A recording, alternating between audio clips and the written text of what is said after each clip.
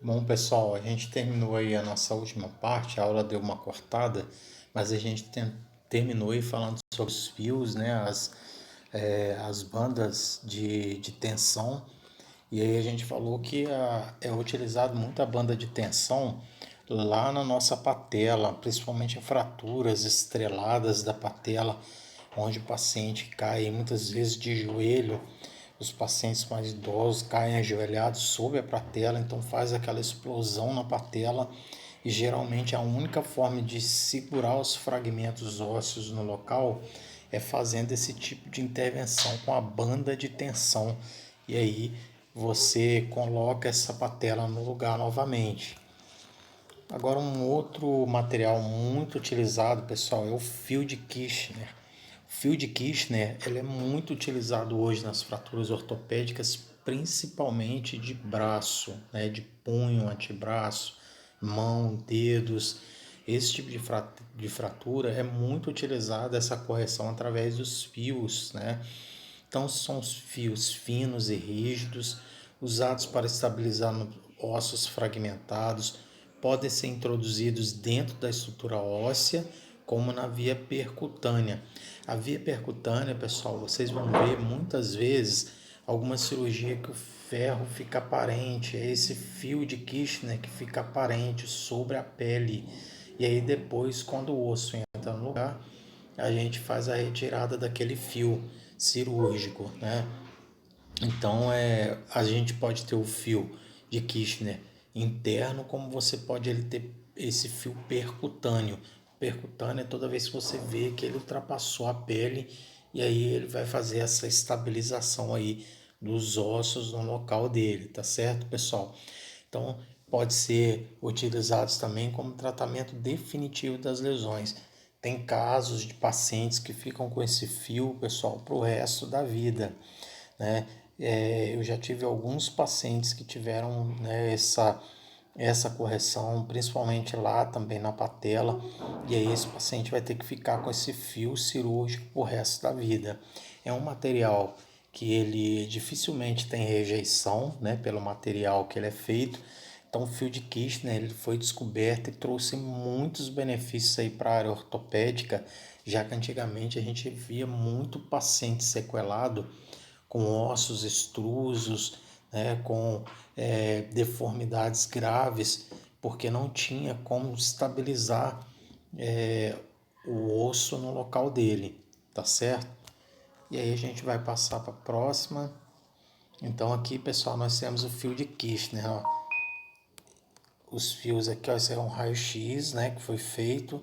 E observem, a gente tem aqui o fio de Kirchner dentro da sua parte interna, né? Então nós temos aqui a parte interna e aqui nós temos uma parte dele como sendo aí uma opção percutânea. E aí você tem o ferro mesmo, o fio de Kirchner saindo pela pele do paciente. Então nós temos aqui um outro exemplo, uma fratura gravíssima, cirurgia de pé, provavelmente por esmagamento. E aí a única forma, pessoal, de estabilizar aí é com o fio de Kirchner. Então você tem aqui, ó, os ossos sendo colocados no local dele com essa técnica do fio de Kirchner nos metatarsos, tá certo? Então nós temos aqui essa essa situação, né, sendo corrigida. Antigamente os pacientes tinham até que amputar o pé porque uma fratura grave sem o osso consolidar ele necrosa e essa necrose pode fazer com que o paciente ampute o pé. Então a fratura por esmagamento antigamente era muito comum a amputação. Hoje já não. Hoje você usa todos esses recursos aí, né, tecnológicos. O fio de Kirchner, apesar de ser uma descoberta antiga, mas trouxe um avanço muito grande para a área de ortopedia. Então esse aqui é um exemplo, pessoal, percutâneo, né, do fio de Kirchner. Então nós vamos aí, fixação externa ainda, pessoal. Agora, aliás, nós vamos começar a falar sobre a fixação externa, né? A fixação externa é um objetivo, pessoal. Por que existe essa fixação externa? Primeiro, para estabilizar a fratura, né? Depois, para preparação para o tratamento definitivo, né? Tratamento provisório, tratamento de infecção, é muito comum, esmagamentos graves, né? Alívio da dor e cuidado com o ferimento, e para começar uma reabilitação precoce, já que o paciente que fica muito tempo imobilizado, por exemplo, com um aparelho engessado, tem perda óssea, de mineral ósseo, tem perda de músculo, né? Então essa perda muscular vai acarretar grandes problemas para o paciente futuramente, tá? Então, a função da fixação externa são essas aí, pessoal: estabilizar a fratura, preparar para o tratamento definitivo, realizar o tratamento definitivo, o tratamento provisório, né, quando a gente quer uma finalidade e depois você tem um outro plano de uma cirurgia posterior, tratamento de infecção, alívio de dor, cuidado com o ferimento e reabilitação precoce. Então nós temos aqui, pessoal, exemplos de fixadores externos, ó.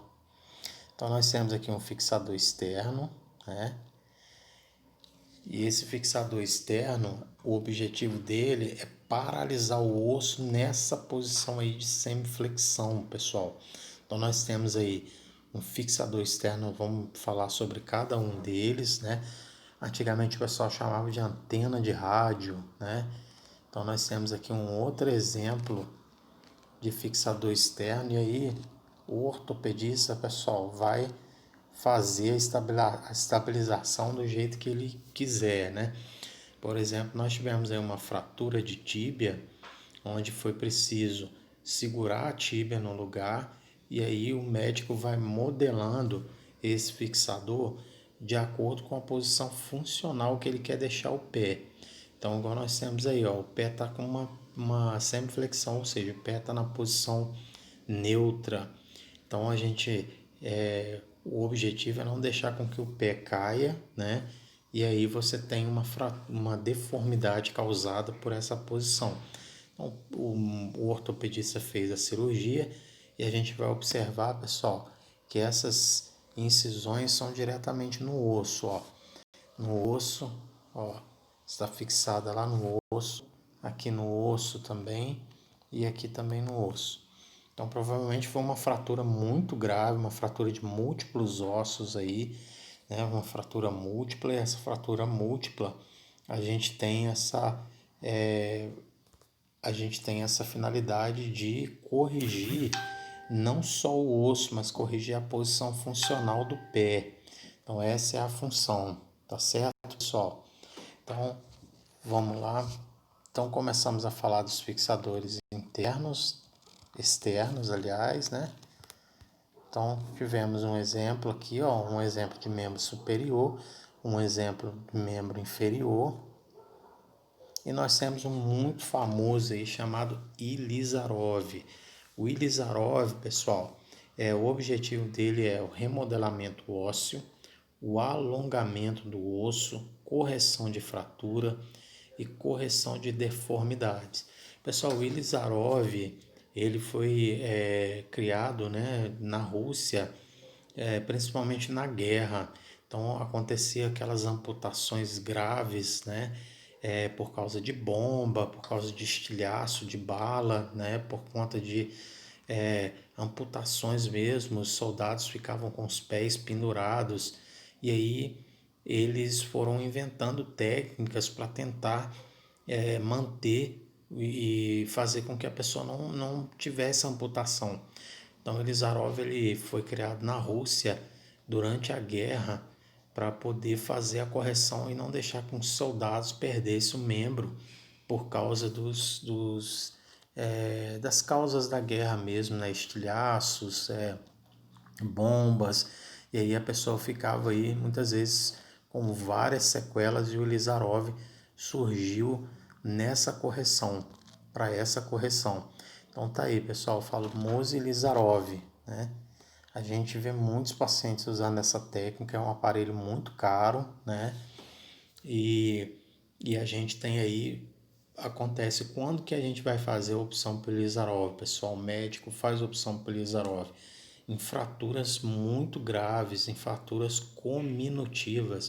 O que é fratura cominutiva? Que a gente falou na aula anterior, quando você tem vários segmentos ósseos soltos pelo membro e aí você não consegue, com a fixação interna, fazer com que ele volte.